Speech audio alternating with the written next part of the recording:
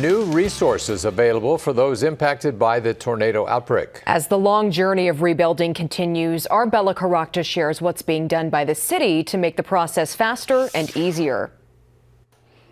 John, Aaron, today the mayor signed an emergency proclamation, which helps the city pay for more recovery resources.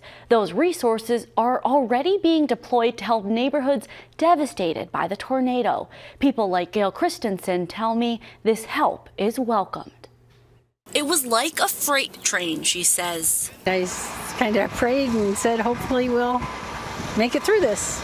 When Gail Christensen and her husband finally emerged from their basement, it was just devastating. Just devastating.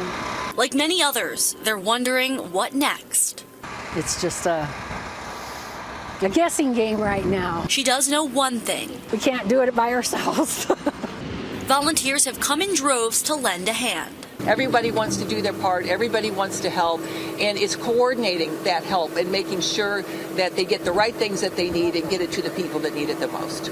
Mayor Jean Stothert set up free dump sites in Elkhorn, as many residents have more debris than they know what to do with. In Greenbrier Park, found here on this map, the pile is already growing tall for the tree dump.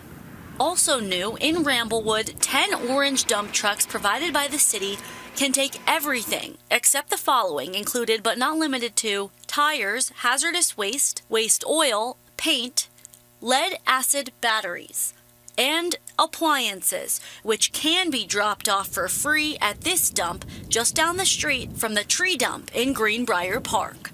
Despite the devastation brought on by the tornado, Gail, who's lived in this neighborhood for 3 decades, can't imagine going through it anywhere else. It's just a great place to live. Go Big Red. And today, Mayor Stothert also announced that the city will be waiving permit fees and expediting applications for those affected by the tornado, as many people have a lot of rebuilding ahead of them. Police Chief Todd Schmatter also told 6 News they have increased police presence in affected areas to hopefully deter any potential looters. On your side, Bella Caracta, 6 News.